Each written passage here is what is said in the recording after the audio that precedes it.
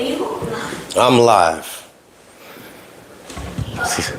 Need you to adjust this. That's all right. That's all right. I'll adjust it. Is this thing on? Yeah, it's on. I think so. I think it's on. How's your guy do it, Abel? I think it's on. I think it's on. I think it's on. Oh, man. You gotta turn that down, brother. Oh, man. Good morning, good afternoon, good evening. Is anybody alive? Anybody out there? Anybody watching? I think I lost all my postal family yesterday, but be like that sometimes. It be like that. What's up, Elijah? Everything good? What's going on, Bryce? I wanted to clear up a couple things here. I wanted to clear up a couple things when it came down to people have been talking about going over to UPS. UPS. I got the facts for you. UPS. Now, got a buddy, works for UPS, told me how much he pays a month. He pays $100 and some odd dollars a month for his health insurance. Great. And what they do with their union dues, and this is how it works, their union dues are 2.5 times their hourly rate. Okay? So their union dues are 2.5 times their hourly rate. That's facts. So that comes out to $44 an hour. That's what he makes. He's been there 18 years making $44 an hour. Just putting that out there. I have another video for us, but I'm giving you some facts behind UPS. So a lot of people that I've been reading the comments, and I love to address the comments because it's kind of what I do. It's how I keep my content going, and I try to get you the information. With UPS, if the contract doesn't go the way everybody wants it to go, a lot of carriers said they jump and ship, and the next comprehensive place to go or comparable place to go would be to UPS. But here's the thing. In order to get into the door with UPS, got to take a drug test. That's number one. Now, I'm not saying that anybody should be discouraged behind that because a lot of the older carriers, every one of them had to take a drug test. Difference is that they have to take one every year and they get randoms in order to get in to UPS. That's the first. Also, they have to take something comparable to a DOT physical. It's called a fit for duties exam. So every year they have to do that as well. I'm giving you some facts. A lot of people think, oh, I'm gonna just go over there and carry mail. No. Fit for duties. So Buddy had something with sleep apnea. That was his issue. And he couldn't work because of sleep apnea when he went, and he was out of work for a certain length of time. Same one has been there for 18 years. So they're serious about their drug testing. They're serious about their fitness for duty. This is what it is. So as laxed as we are at USPS, they're a little bit stricter, which somewhat verifies or can justify how much they're making as far as their money is concerned. Also, they don't just get in. You don't just walk in the door and become, what's going on? I see you, Chicago. You don't just walk in the door and become a delivery person. They start you out at part-time. It is very seldom that anybody just comes in there as career. They start you out as part-time. And typically, what do they call these people? They call them the warehouse workers. And they work from 4 a.m. to 9 a.m.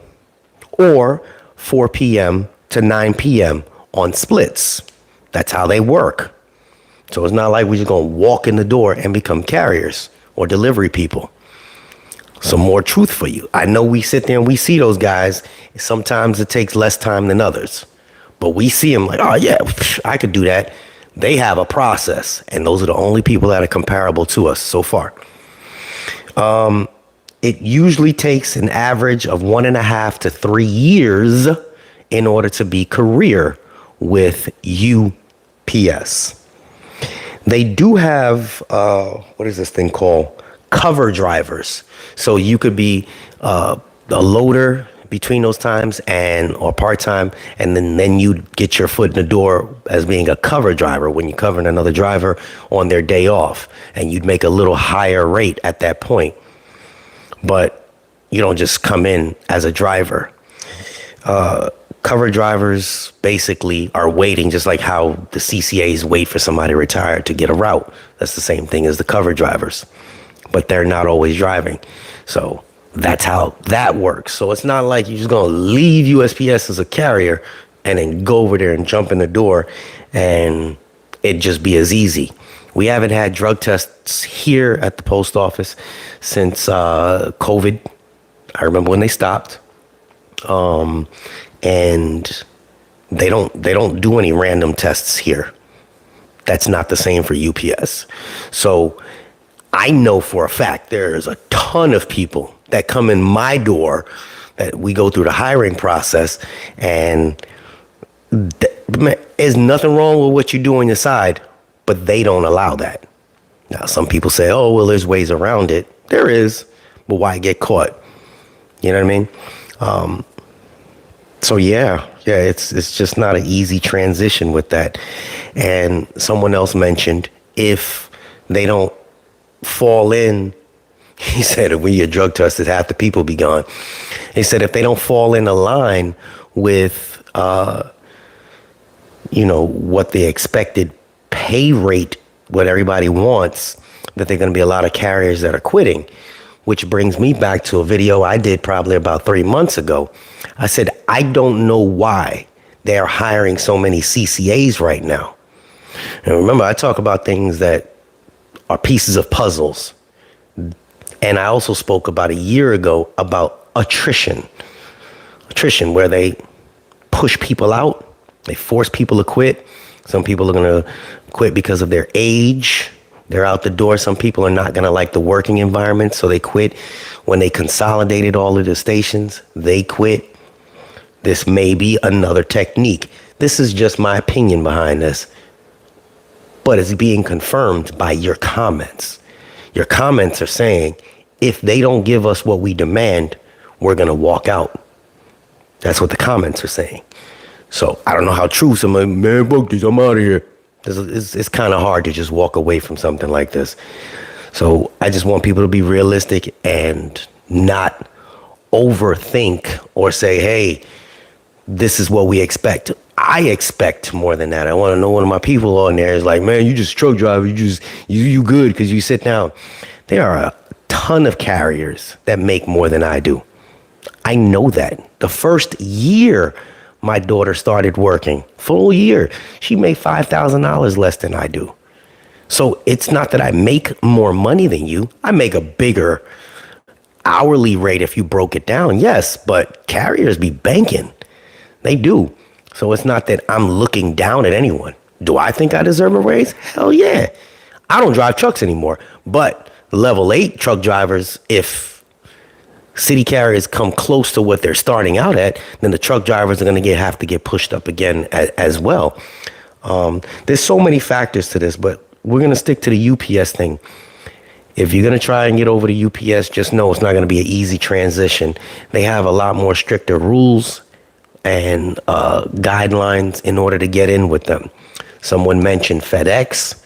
FedEx is only contractors. Those box vans that you see driving around the streets, those are contractors. I think I explained this once before, but if you ever see a FedEx person pull up in those box trucks, just look at the door. It says FedEx and it says operated by JH, operated by somebody else. That's what it is. So the people that are working for them are not working directly for FedEx. They're working for a contractor. So that is also the same thing with Amazon. They're working for contractors, so they don't have to give them full insurance. They don't have to give them certain benefits.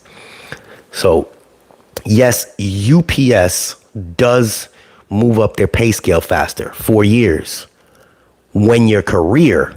But how long does it take for people to get career? That's where we're going with this. Oh man, they get the career in 4 years.